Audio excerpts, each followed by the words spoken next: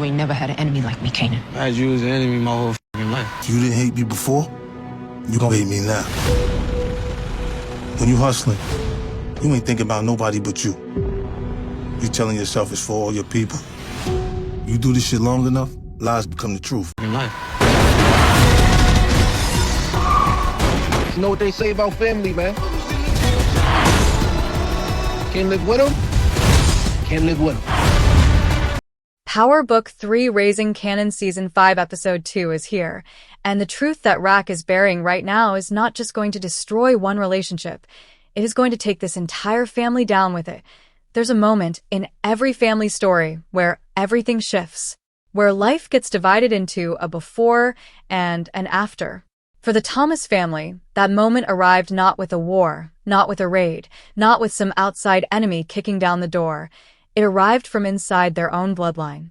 Kanan Stark, the son, the nephew, the cousin, the boy this whole family bent itself around protecting, pulled a trigger and took Lulu Thomas out of this world forever.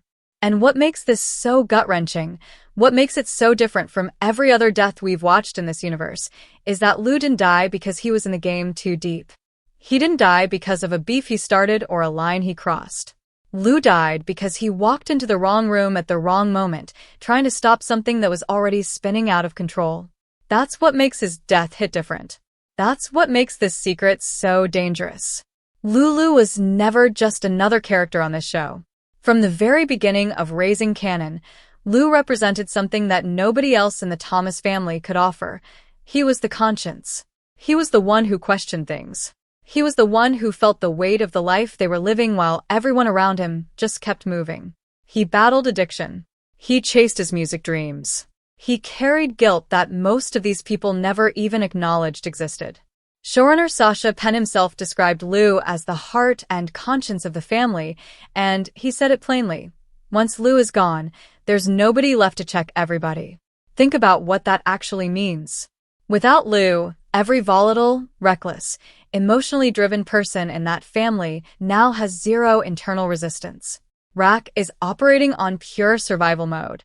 Marvin is a powder keg with a short fuse. Kanan is becoming something colder by the hour. And Jukebox is carrying wounds that nobody is even paying attention to. Lou was the one thread holding that emotional fabric together, and Kanan ripped it out without even meaning to. Now here's where episode 2 picks up, and why the pressure is already starting to build. Marvin is on the hunt. He is locked in, emotionally destroyed, and pointed in the wrong direction, straight at Unique. And that's exactly where Rack needs him to be.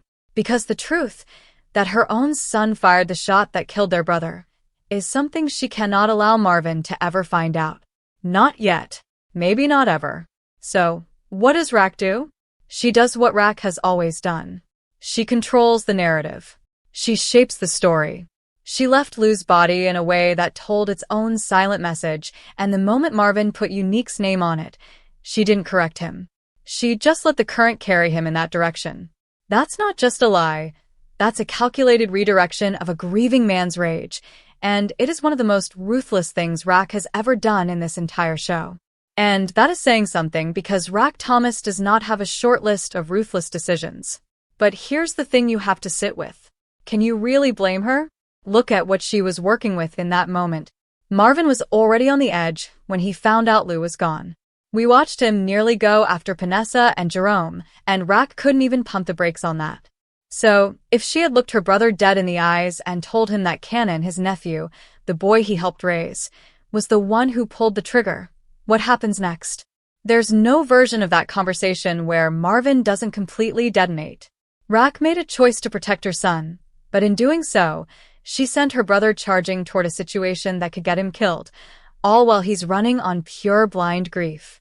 She pointed a loaded gun named Marvin Thomas directly at Unique, and Unique didn't even do anything this time.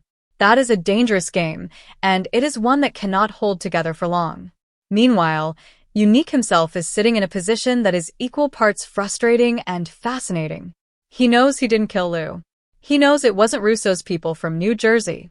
And Unique is not a stupid man. He's been surviving in these streets long enough to know when something doesn't add up. The streets are saying his name, Marvin is coming for him, and yet he's innocent of this particular crime. So, what does that do to a man like Unique? It forces him to start asking questions.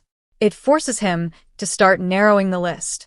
And when you eliminate the Italians, when you eliminate his own crew, when you factor in everything Kanan has done and said, including that conversation at the end of season 4 where Kanan flat out admitted he killed Ronnie and would do it again, Unique is going to start connecting dots that Rack desperately needs to stay disconnected. That investigation that Unique is about to run on his own name could end up cracking this secret wide open, and from a completely unexpected direction. What we are watching right now in Season 5, Episode 2 is the very beginning of a collapse. Not a loud, explosive collapse. Not yet. This is the quiet kind. The kind where everything looks like it's still standing, but the foundation underneath has already been hollowed out. Rack thinks she is holding it together. Marvin thinks he knows who his enemy is.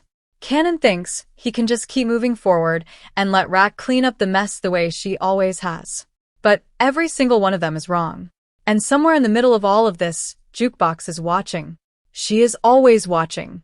And that is the part of the story that should make everyone nervous. Because Juke sees things that nobody else catches, and she already called Lou right before everything went sideways. The thing about secrets in the Power universe is that they never just sit still. They move. They breathe. They find their way into the light, no matter how deep you bury them. And this secret, Kanan killing Lou, is not some small thing that can be tucked away and forgotten.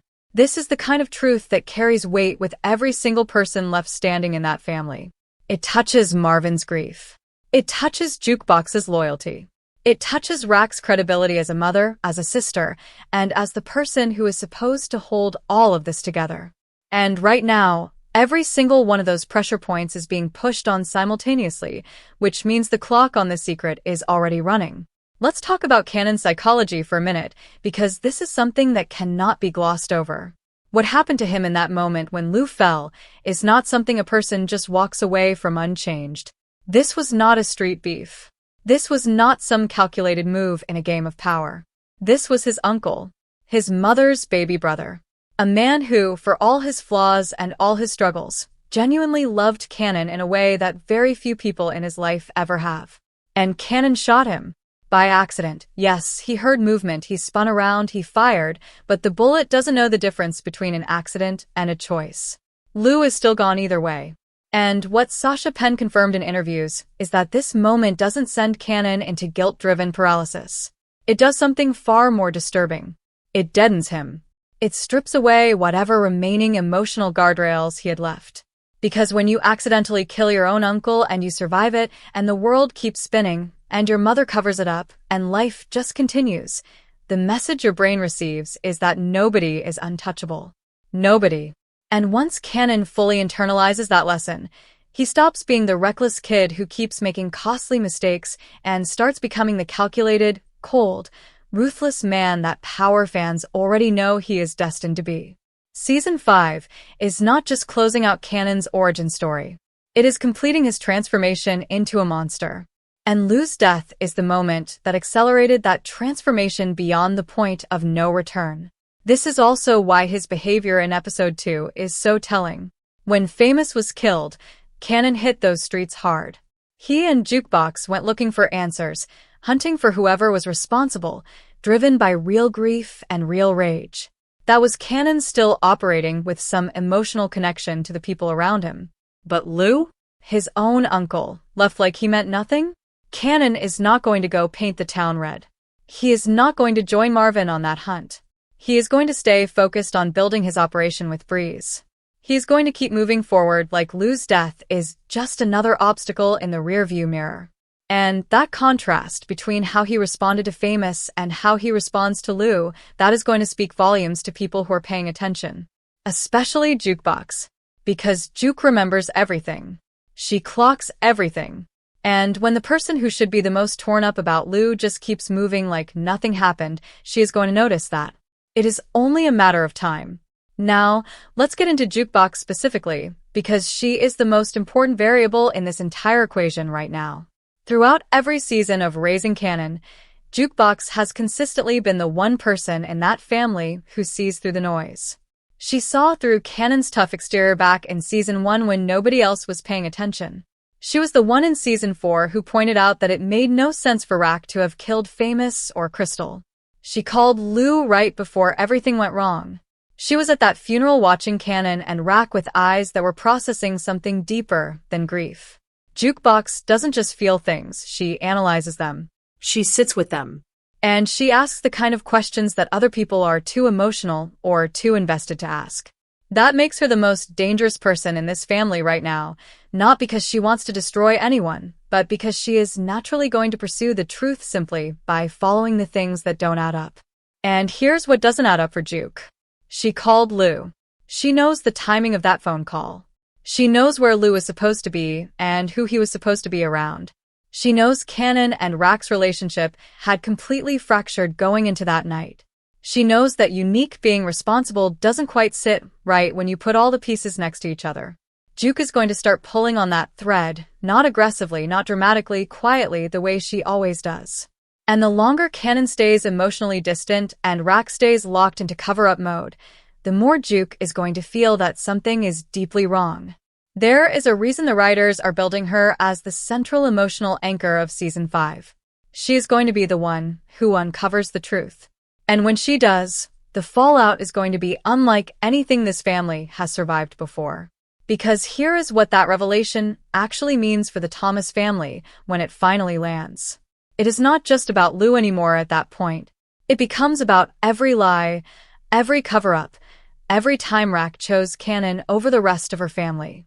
Marvin is going to have to reckon with the fact that his sister looked him in the eyes while he was destroyed with grief and sent him after the wrong man. That is a betrayal that goes beyond anything their complicated sibling relationship has already been through. And Jukebox is going to have to confront the reality that the cousin she has protected, defended, and loved her entire life took someone irreplaceable from her and then kept moving like it was nothing.